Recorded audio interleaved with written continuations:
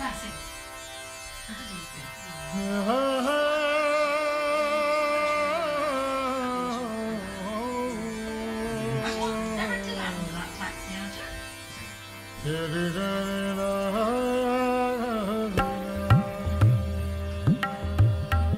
2 weeks every year, surgeon Ajits Elephants leaves his home in England to return to his birthplace in India, both to volunteer help at a large local hospital and to visit the family's elephants.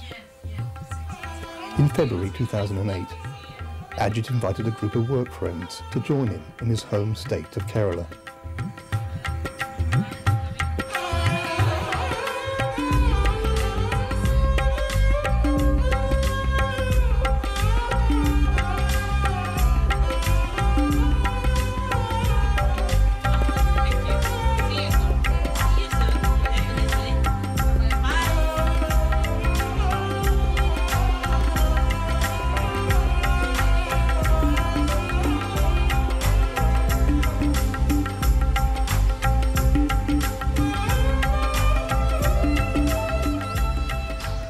Kanyakumari, on the southernmost tip of India. Here, the rarity of moonset and sunrise can be seen at the same time on either side of the horizon. Here, 3 great bodies of water meet: the Bay of Bengal, the Indian Ocean, and the Arabian Sea.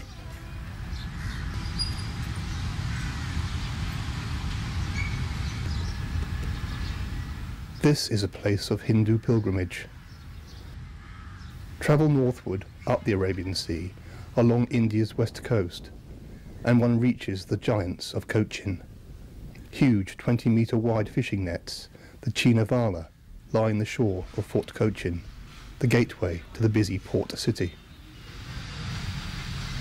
A centre for the spice trade and multicultural, the city is the commercial capital of the state of Kerala, a name that translates into the land of coconut palms in Malayalam, the language of the state. The second language is English. Cochin is home to Ajit's parents and their household.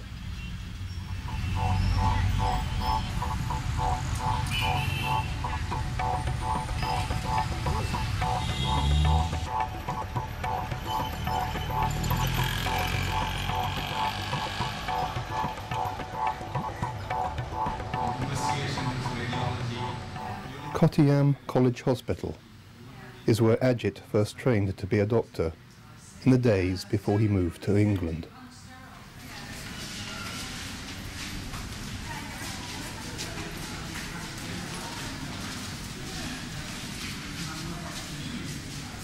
The hospital, built in 1961, has always been bustling and busy.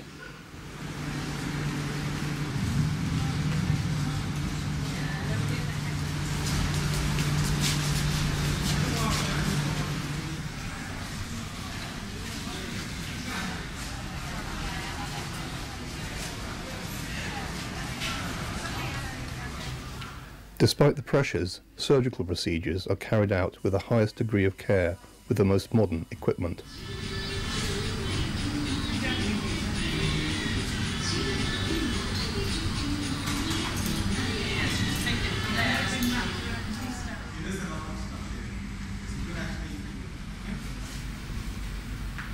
On the wards, every patient will be seen, and Ajit ensures that families are reassured.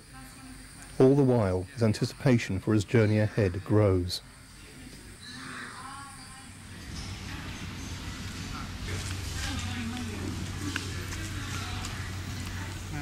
Ajit's journey from Cochin to Tricur district, the cultural capital Kerala, begins in the water world of the fisher, a place of egret and heron.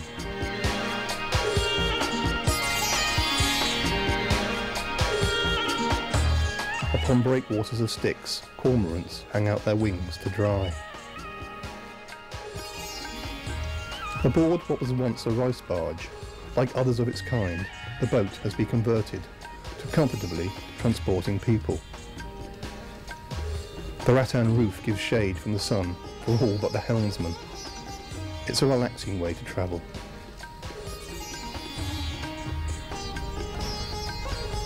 The Cochin backwaters are a chain of brackish lagoons and lakes lying parallel to the Arabian Sea, extending almost half the length of Kerala state. A match for the feathered fishers are men, balancing skill with spear and net. With fresh water from rivers meeting the seawater, there is a unique ecosystem. The backwaters have been named as one of the 50 greatest places of a lifetime to visit by the National Geographic Traveller. The breeze catches the flags of local politics. Floating mats of water hyacinth are in danger of clogging the waterways. Originating from South America, a few seedlings were brought to Kerala as a pretty garden ornament. Having escaped to the wild, the plant flourishes as the ever-present companion to boats.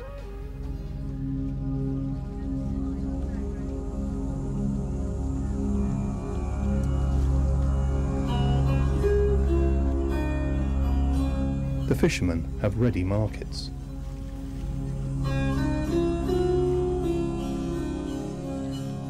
The day's fresh catch is of lobster and pearl spot.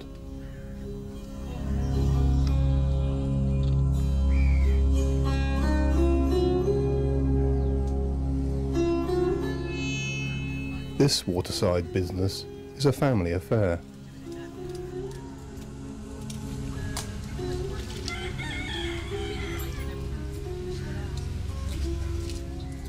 The pearl spot is quickly prepared on the riverbank, so that the boat cook can feed Ajit and the other passengers before nightfall.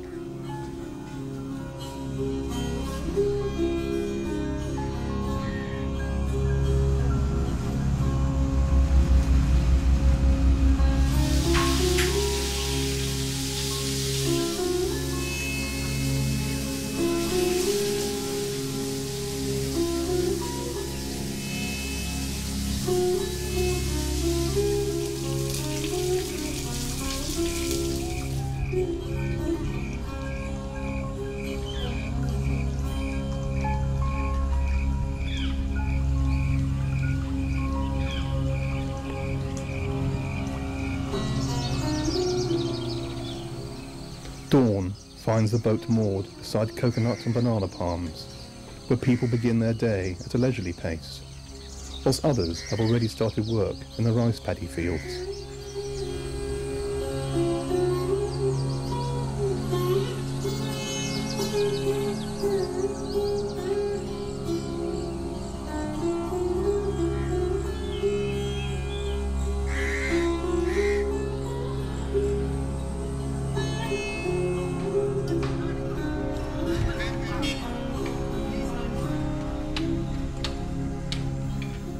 After morning farewells, the journey from the backwaters to Ajit's destination of Kunam Kulam is not a direct one.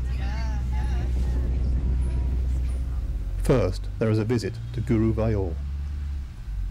The place means holy temple.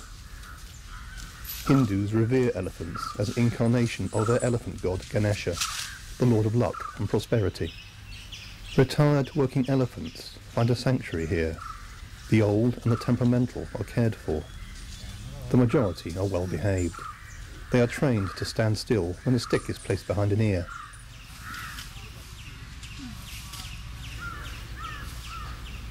Guru Vayor draws visitors and is popular with school parties.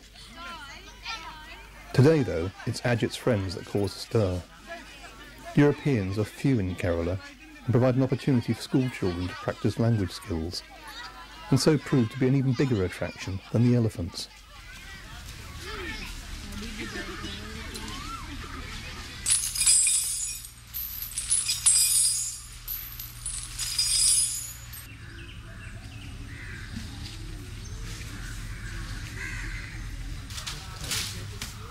Ajit is a man who loves elephants. Can you take one for me, please? And his favourite has a name as big as itself. Guru Vayor, Padman Abhan. It takes 34,000 rupees, about $700 a month, to maintain each elephant with special treats like big slabs of rice, a coarse sugar called jaggery, and honey. This seems like a great expense when the average monthly wage in Kerala is only $75.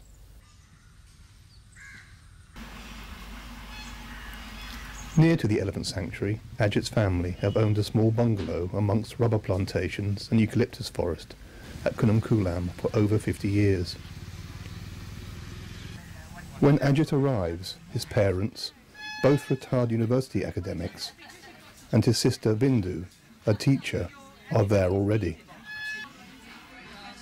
Now Ajit can reveal his best-kept secret, the reason why he chose February to return to India.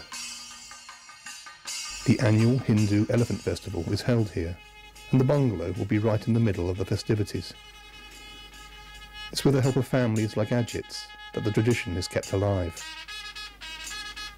A temple flame is lit, accompanied by a cacophony of sounds from Kerala instruments such as curved brass horns called kombus, cymbals and cowhide covered wooden drums. The elephants are decorated for show.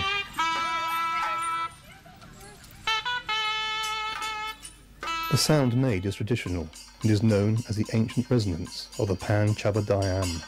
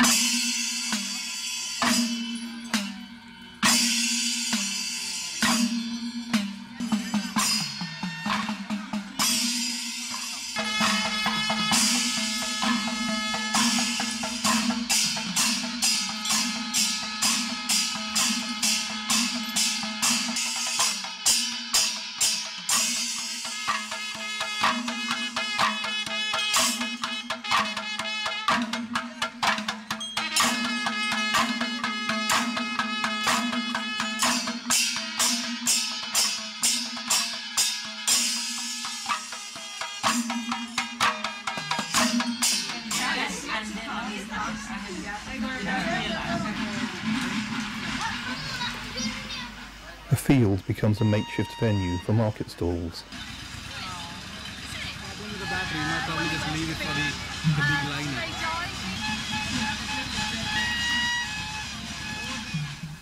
Spicy fast food is prepared. Large chilies fried in batter are always popular.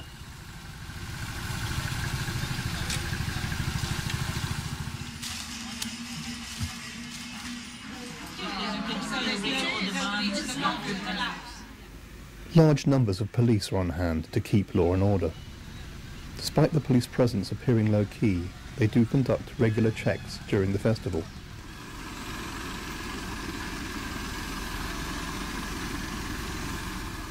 Records show there are about 800 captive elephants in the state.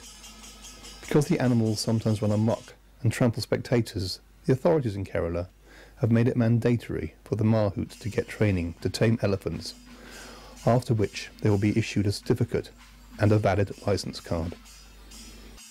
Any mahout found guilty for breaking the new rules will be punished.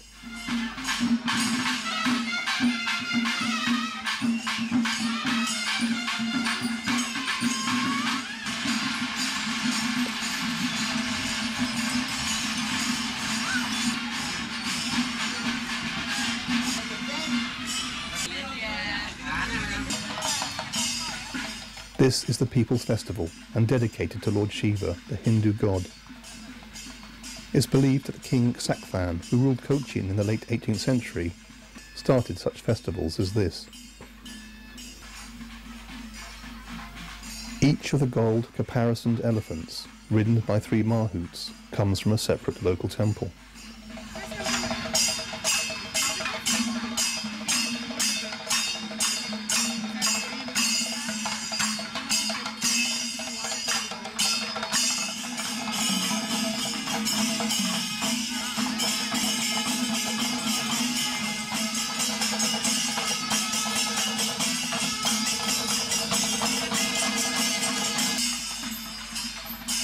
Between them, the trio of mahouts carry a silk umbrella.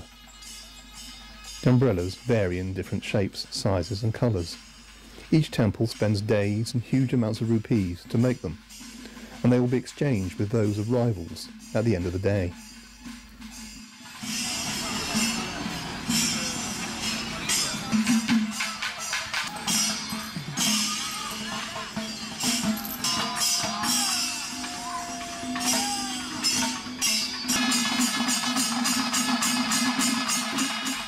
Supporters of each temple elephant show their enthusiasm by jumping and dancing to the rhythms. Only men are allowed to take part in the parade, so the womenfolk and young children have to enjoy the sight from a safe distance.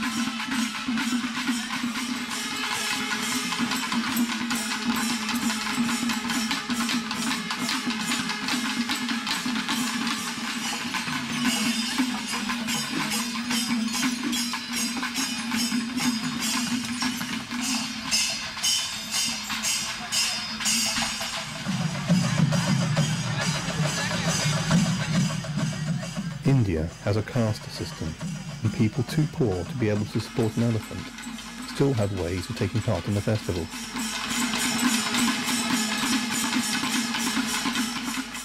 The fate of chickens will be that of sacrifice at a temple, in the hope of bringing good luck.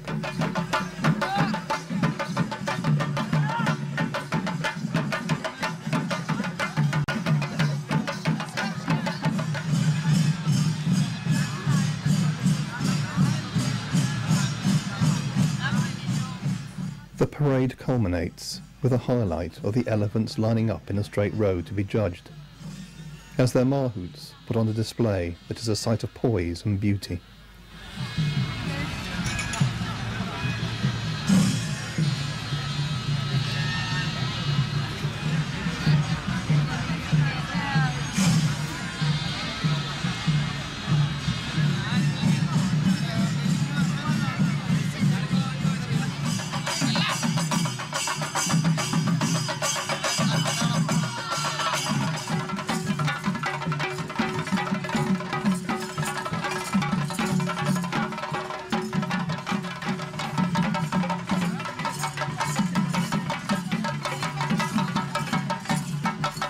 With the parade of elephants over, men dance in colourful costumes resembling Hindu gods, or daub themselves in body paint.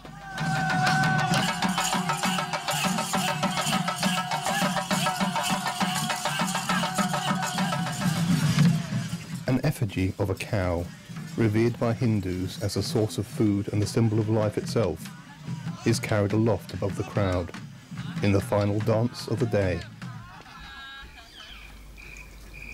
As the rhythms fade at dusk, Ajit's heart stays with his elephants, and his camera holds memories.